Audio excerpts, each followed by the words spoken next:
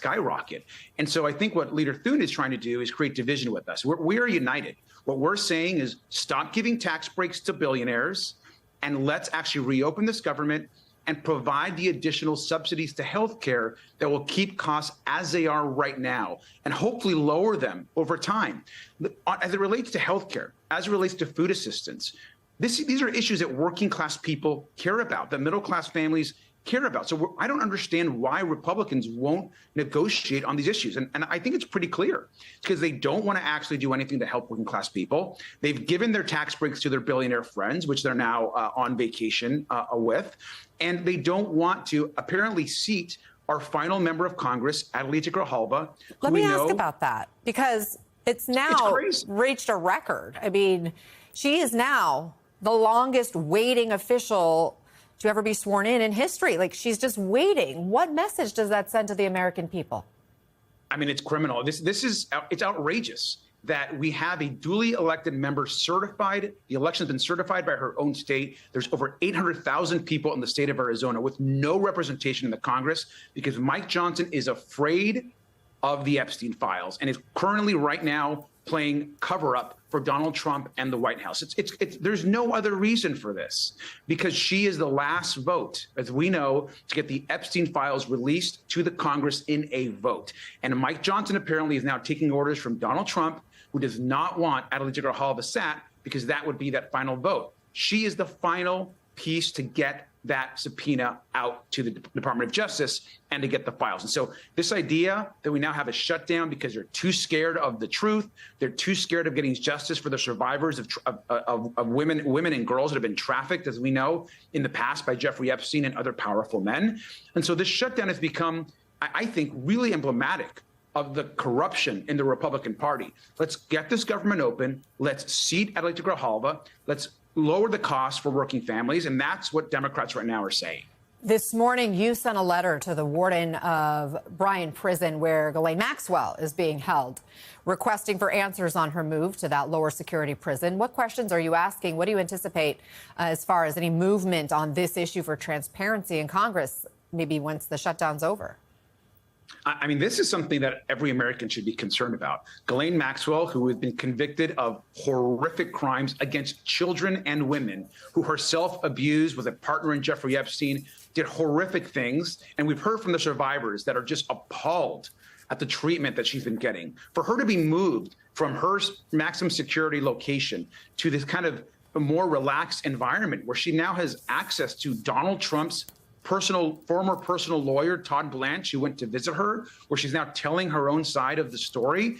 This is incredibly concerning. And clearly there is a cover up going on here to try to get Ghislaine Maxwell to align with whatever story it is that the Department of Justice and President Trump want to tell. And so we're asking tough questions of the Federal Bureau of Prisons. We've launched an investigation of this. We want to know who actually has ordered this transfer. Why have people been involved? What treatment is she getting? And I'll say this finally. Ghislaine Maxwell, we want her in front of the Oversight Committee. She's answered questions of Donald Trump. It's time for her to answer our questions. And so we're waiting for that. Chairman Comer on the Republican side has said that's going to happen. It is time to bring her in front of the Oversight Committee. Senator Thune keeps talking like something's changed behind the scenes. Hopefully the fever is starting to break. What makes you say that? I think there's some cracks developing right now amongst the Democrats, and I'm glad some common sense may finally prevail. We'll see. That was Republican Senator Steve Daines to me on Capitol Hill yesterday. Welcome back to Way Too Early. 5:30 on the dot here on the East Coast, 2:30 out west. I'm Ali Vitale, and the government is still shut down. We're at day 30, but for the first time, there could be some signs, maybe, of progress between lawmakers. Senate Majority Leader John Thune said yesterday there's been an increase in conversations among rank-and-file senators, and he thinks he'll talk with Democrats, quote, pretty soon.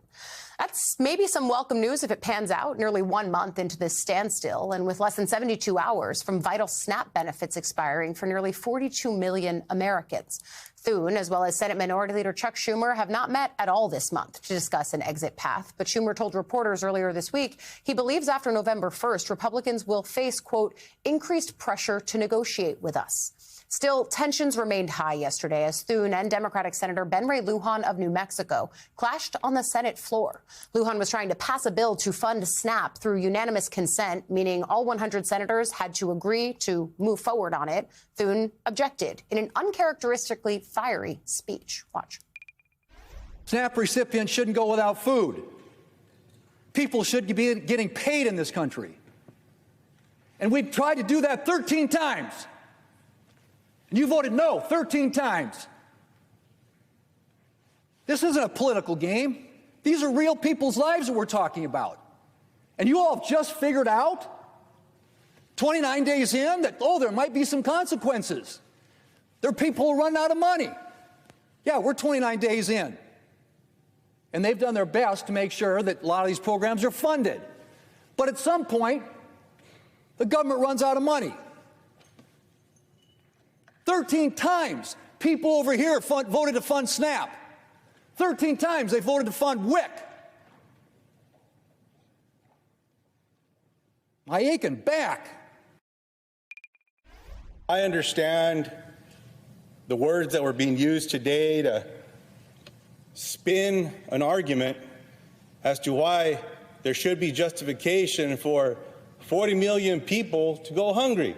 What the good leader left out when he was talking about the number of votes that Republicans voted on under a Democratic president, under a Democratic majority in the Senate and in the House, was that there was not a shutdown. We negotiated. When you have to negotiate, when you hold power, when you're in the majority, you meet people. You pull them in. You know how, folks, you know where my office is. Meanwhile, House Speaker Mike Johnson put a damper on the idea of bringing lawmakers back before the Senate acts on a government funding bill, telling reporters it would be a futile exercise. If I brought the House back and we passed another CR, it would meet the exact same fate of Chuck Schumer. He would mock it, they would spike it, and they would try to blame it on us. So what would be the point of that?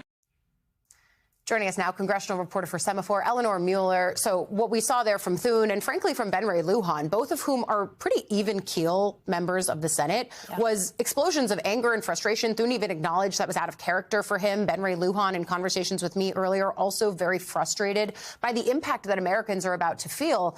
But what I felt in the halls yesterday as I talked to dozens of senators was Republicans are saying what Daines said, which is we're starting to see cracks.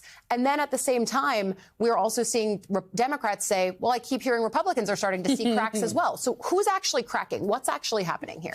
That's what we don't know. And we spoke to a bunch of senators, too, and they said a lot of the same things. They said there's been some perceptible, obviously, but difficult to quantify shift in the negotiations. Republicans are saying, oh, it's the Democrats caving. Democrats are saying, oh, it's the Republicans caving. But what they are both saying is that there is a noticeable difference between what's happening now and what was happening even a couple of days ago. So Senator Mike Rounds told me yesterday, he said, hopefully we have this thing resolved by even as early as next week. What that looks like remains unclear, but it does seem like there could be something. I do keep hearing this idea of early next week, and by early next week, it kind of sounds more like mid next week because Tuesday is election day, and Republicans, including Lindsey Graham, kept bringing up, well, maybe once we get past that. I would note I haven't heard Democrats using that as a mile marker, but nevertheless, okay, so that puts us in the middle of next week. What's going to happen this weekend is millions of people are going to start questioning, okay, am I going to be able to get my food assistance benefits that I need to feed my family? Federal workers are still going without pay. The pain is only ratcheting up. And yet the MAGA Mike Donald shutdown is failing for its two main reasons. The first reason, we've been talking about it, we're still going to talk about it, of course, is that they're trying to use this as an opportunity to cut food stamps and basic necessities for the poorest Americans and for struggling Americans who, I remind you, most of whom work. This whole narrative that, oh, it's a bunch of it's not. Most of the low-income people that get social assistance, like food stamps and whatnot, they work. So you're punishing some of the hardest working poor people in the country to give tax cuts to billionaires, and you're also taking those people's health care, and you're also making health care for a lot of middle-class families prohibitively expensive. And so that's one of the reasons you're doing it. But the other reason is about Trump and his best friend Jeff. They literally, I know it sounds conspiratorial, right? Like, oh, you're really going to shut down the entire U.S. government. You're really going to shut down the biggest government in the world, basically, just to protect one man, or I guess a bunch of men probably, and what they did on a plane, or what they did on the island after they got off that plane, or what they did on Epstein's various properties or whatnot, right? When no one was watching. Really, that you're going to do all of that just to protect a few guys. Well, look at the list of guys that it might be. You have Donald Trump, of course, who's potentially embroiled in all this. You have members of the British royal family. You have a former Democratic president who is also friends with him. You have other billionaires who were, like, the list of men who could be harmed by this makes it clear that, yeah, I could see it, right? And so the shutdown is happening. And that's why the House isn't even meeting. The Senate is meeting, at least. Say what you will. The Senate is still operating. They're still passing resolutions and legislation and debating legislation and holding committee meetings. But the House is totally shut down because Johnson realizes that the second it opens, he's going to be forced to swear in Grijalva.